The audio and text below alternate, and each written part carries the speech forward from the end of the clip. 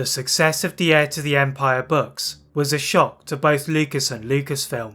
Zahn's focus on some of the less detailed aspects of the original trilogy, such as politics, and the introduction of characters such as Mara Jade, had helped to draw the adult audience. The Dark Horse Dark Empire comics reinforced the comeback of Star Wars, and placed ahead of the events in the Zahn trilogy. It had similar enough success to provide 2 sequels, so Lucas could not ignore Star Wars for any longer. The final push for the franchise to return proved to actually be his work on Jurassic Park, and the advancements made in computer graphics spawned a revolution. Combined with some recent monetary success, he considered the opportunity of another trilogy as too good to miss, and the announcement was made in late 1993.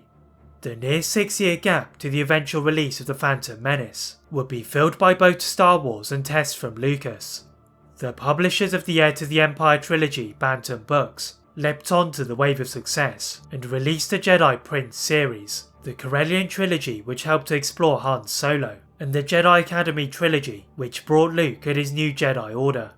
The most significant novel was Shadows of the Empire, which was part of a bigger project, almost intentionally created by Lucas during the original trilogy, to fill any gaps in the plot.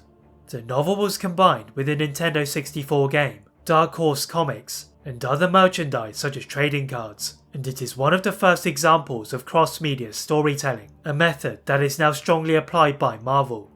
This project also gave a greater insight into Darth Vader, just before we see what he was like as Anakin Skywalker, and it was part of the idea that to return to Star Wars, its creators would have to explore every angle of every market. At the same time, Lucas was not sitting still. With the revolution of Jurassic Park, he continued to experiment with this new digital technology, and in a 1994 film called Radioland Murders, he dispensed with the old-fashioned pre-war sets and lowered his budget to $50 million.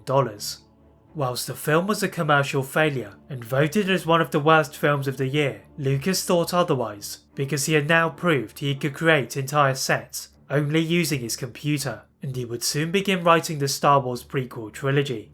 Rather than writing one film at a time, Lucas decided he would try to write all 3 at once within a year, and follow it with a year of preparation, then a year of shooting the films.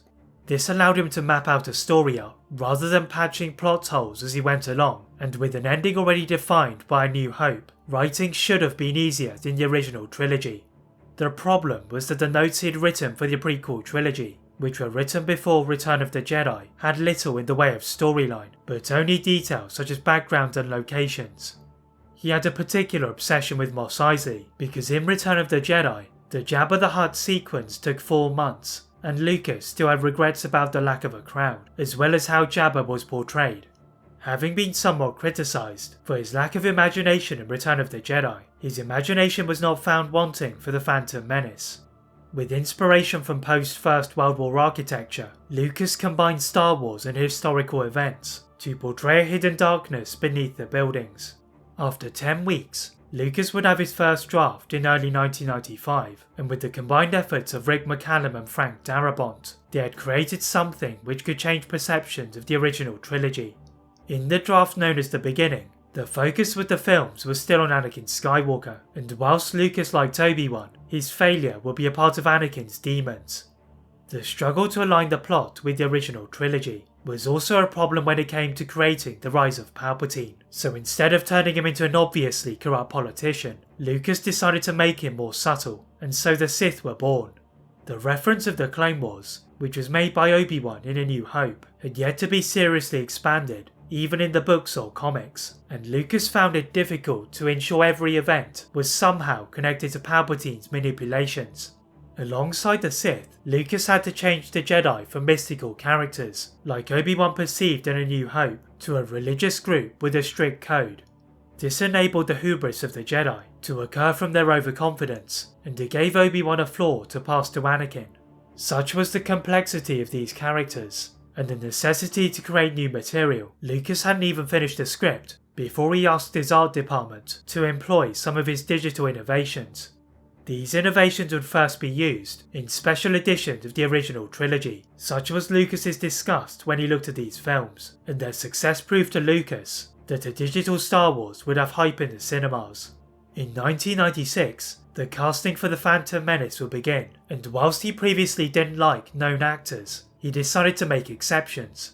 The likes of Samuel L. Jackson and Liam Neeson were brought in, and even Michael Jackson was considered for the role of Jar Jar Binks. But what didn't change was how Lucas handled the actors. Lucas was not someone who gave detailed instructions to actors, and coupled with the new technology, he worked together with the actors to find out the best ways to use blue screens. Thanks to some of his team on Young Indiana Jones Chronicles, some of the weight was taken off of Lucas, as he embarked on a mission to tie toy companies to the Star Wars franchise. Lucas also made sure that Fox reprised their role as distributors, whilst maintaining his own control over both the prequels and the original trilogy, and by late 1998 the trailer was finally released. If Lucas needed any confirmation that Star Wars was truly back, the trailer broke the internet with 10 million downloads, and all toy stores were bombarded with fans. When the film was released on May 19, 1999, it unsurprisingly became a commercial sensation, but many Star Wars fans were left disappointed. Characters such as Jar Jar Binks were not received as Lucas had wanted, and explanations of the biology of the Force were considered sacrilegious. Nevertheless, Lucas had concluded what had been a 16-year journey from a personal fall to a return to glory. That is it for this Star Wars documentary. Let me know if you like these longer videos, and feel free to leave any suggestions for any topics I can cover. Thank you for watching, and see you next time.